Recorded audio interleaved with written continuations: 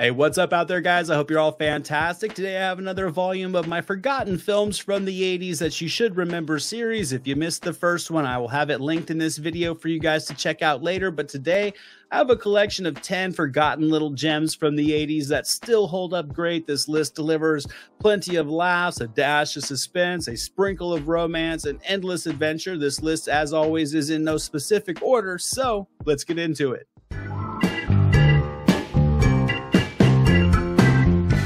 I'm kicking things off with a forgotten comedy starring a comedic legend when Richard Pryor would get the promotion of a lifetime and take his family out to Idaho to discover that anything that can go wrong will go wrong in 1988's Moving from director Alan Metter, also starring Beverly Todd, Randy Quaid, and Stacey Dash, with appearances from Dana Carvey, Robert Lasardo, and WWF wrestler King Kong Bundy. Now, I wouldn't call Moving a laugh-out-loud comedy, despite having more than enough comical moments, but it is a very amusing comedy of errors with plenty of things going on during its swift runtime to, I think, just make it an easily consumable comedic romp. I think Pryor's funny as the prototypical father trying to keep things together for his family as one thing after another goes wrong in often laughable fashion, from shady movers hijacking their belongings on a trip to Mardi Gras, to the nut job they hired to drive their car, to the issues with their house, to Arlo's job not going as planned, to the pair's insane neighbor. There is never a dull moment in this movie. I think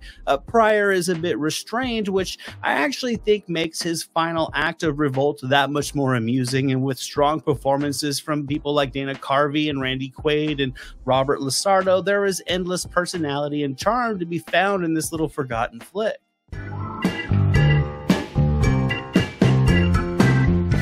We're playing in the sand and soaking up the sun for my next forgotten film, starring a couple of Hollywood legends from the 50s and 60s. It follows beach genre legends Annette Funicello and Frankie Avalon, who head out to California to visit their daughter, and they would learn the lifestyle still very much lives inside of them in 1987's Back to the Beach from director Lyndall Hobbs. For some reason, this was a movie I had on rotation as a kid. I watched it on TV and I loved it. Back to the Beach is a parody of the beach party movies that were made popular in the 60s. Funicello and Avalon were often the stars of many of those films. Now, admittedly, the plot in this one is toilet paper thin, like cheap single ply, but the charisma is just feverish, and the atmosphere in this movie will have you wanting to feel the sand between your toes. I think Funicello and Avalon are just adorable together. There's no denying this is an ultra silly film, but that's certainly the intention. I think Back to the Beach is just a great time. It's filled with cameos and Easter eggs to the genre and plenty of comedic sight gags and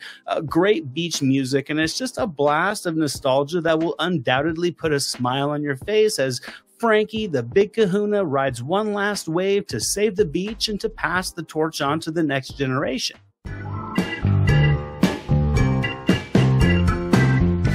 Next up, I have an unjustifiably underrated film that's probably the best movie in this volume. It's the first big screen adaptation of Thomas Harris's novel Red Dragon, centering on a former FBI profiler who's pulled back to the job to track down a serial killer, and Michael Mann's Manhunter from 1986, starring CSI's William Peterson, Joan Allen, Kim Grease, Dennis Farina, and Brian Cox as Dr. Lecter.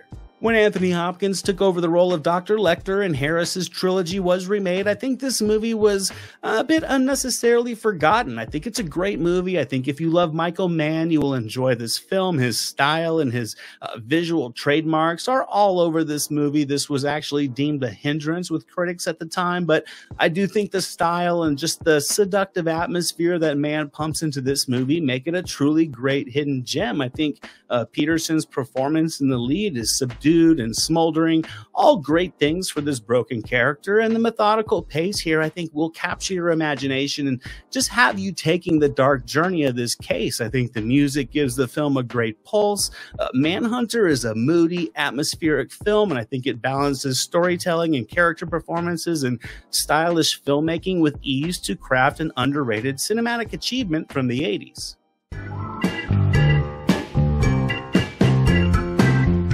I'm going to lighten things up a little bit for my next little hidden gem. It's a sex-fueled rom-com starring an Oscar winner that follows Tom Hanks's Rick Gasco over the course of the wildest night of debauchery ever when his friends would throw him a bachelor party from 1984, also starring Tawny Kitaen, Adrian Zmed, Michael Dudikoff, a army of strippers, and a pill-popping donkey. You know, for some reason, Bachelor Party never gets cut into the Tom Hanks montages at award shows, but before he would reinvent himself as this serious award-winning actor during the 90s, Hanks was a great comedian during the 80s, and I think it all sort of kicked off with this hilarious raunch fest of sexual excess and drug-filled gratuity. Bachelor Party is one of those movies where you never know where the story is going to go next, and just when you think it's hit its limit of raunchiness, it blows through it like Nick the Dick blows through a hot dog bun. Now, this movie did come out during the prime of the 80s sex comedy, but if you can overlook the lewd material, there is an effectively comical sense of humor at the core of this movie. There's plenty of hilarious jokes, plenty of shock value, side gags, and a buffet of wild characters that make Bachelor Party an endearingly timeless ride of juvenile, sex-fueled 80s excess.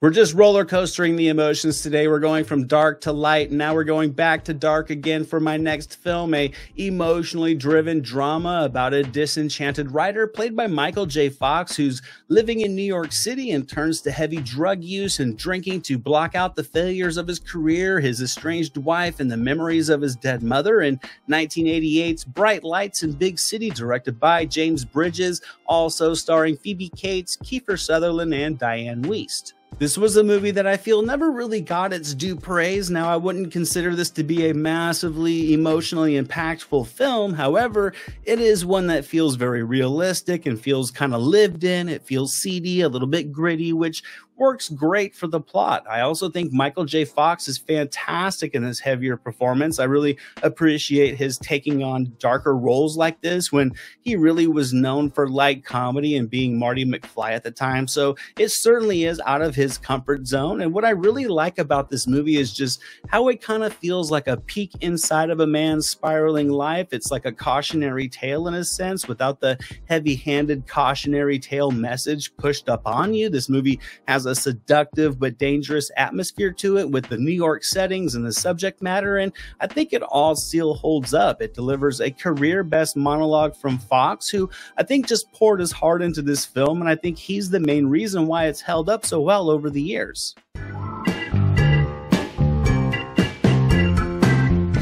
My next little gem is just a forgotten feel-good flick about a high school kid who follows his rich girlfriend and her family to the Caribbean after having to stay behind to take a test. He's not exactly sure where they went, but he'll encounter smugglers, killers, and everything in between in 1987's Hot Pursuit, starring John Cusack, Robert Loggia, and Jerry Stiller from director Steve Lisberger.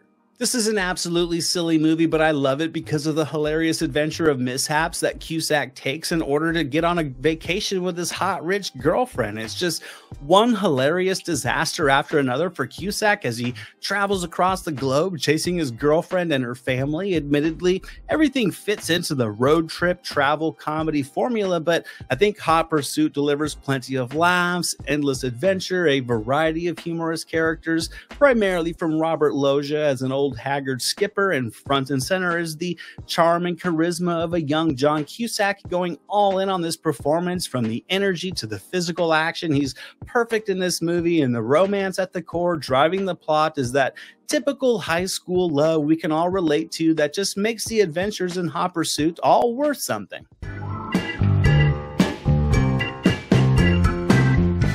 This next adventure film delivers it all, from action to humor to romance, when a writer travels to Colombia with a treasure map to exchange for her kidnapped sister and ends up hunting for treasure with a charming soldier of fortune in 1984's Romancing the Stone, starring Kathleen Turner, Michael Douglas, and Danny DeVito from director Robert Zemeckis. Now, I certainly think this movie, despite its popularity at the time, was just too often relegated as an Indiana Jones knockoff, which I do think prevented it from having just more overall relevance in 80s cinema culture. It's a film filled with adventure, loaded with clever, charming humor, and it's fueled by star power. Douglas and Turner are a dynamic duo. Their chemistry is very natural, it's sizzling, and just really perfect for this ambitious plot. And DeVito's grimy performance gives the film the perfectly cartoonish villain that it needed. I think Romancing the Stone is a film that delivers just an infectious energy that it can easily sweep you up and have you out in the jungles with these characters hunting for treasure. The action will have you on edge, the humor will have you laughing, and the romance will warm your heart, and a film forgotten over time that certainly I think needs to be remembered.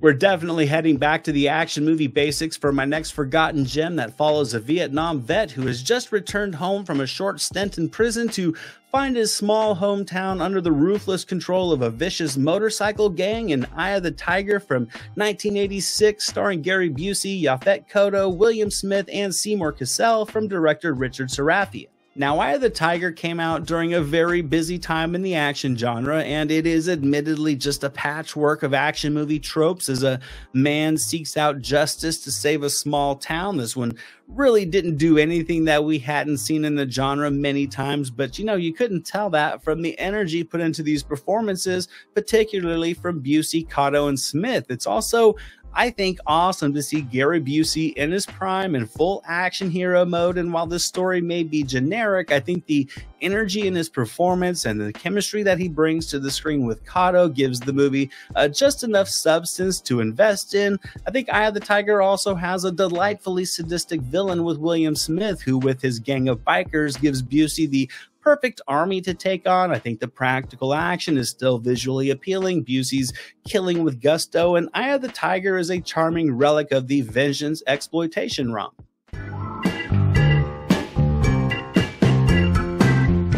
Now, my next movie delivers plenty of action and plenty of laughs when the career criminal enlists his friends for a big job, but is caught first, leaving his bumbling cohorts to try and pull off the heist without him. In 1989's Disorganized Crime, starring Corbin Burnson, Lou Diamond Phillips, Ed O'Neill, Fred Gwynne, Ruben Blades, and Hoyt Axton, written and directed by Jim Koof.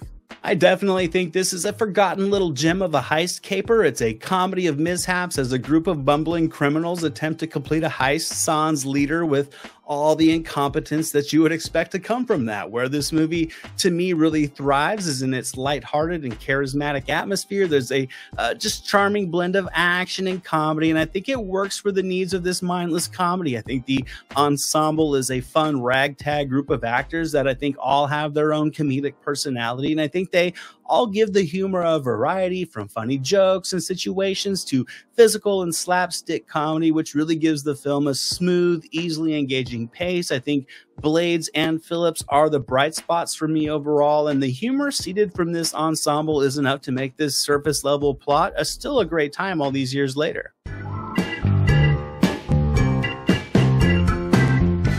And next up, I have a spicy romance crime drama from 1988. It's loaded with star power. It would follow a reformed drug dealer who gets caught up with the Mexican cartel and his friend in the sheriff's department and the DEA and a beautiful woman in Robert Towne's Tequila Sunrise, starring Mel Gibson, Michelle Pfeiffer, and Kurt Russell. Now, Tequila Sunrise is an interesting case study on how a film can have a great collection of ingredients, yet when it's cooked with the wrong spices, the dish may come out good, but not delicious. That's Tequila Sunrise, a film that does many things well enough to be considered a hidden gem in my opinion. The performances are very good. Pfeiffer, Gibson, and Russell are all riding full throttle sex appeal. This movie gives them plenty of moments to interact with one another, which is entertaining to watch. This is a sleek and sexy film. It has a seductive atmosphere to it and a stylish edge that all appeal.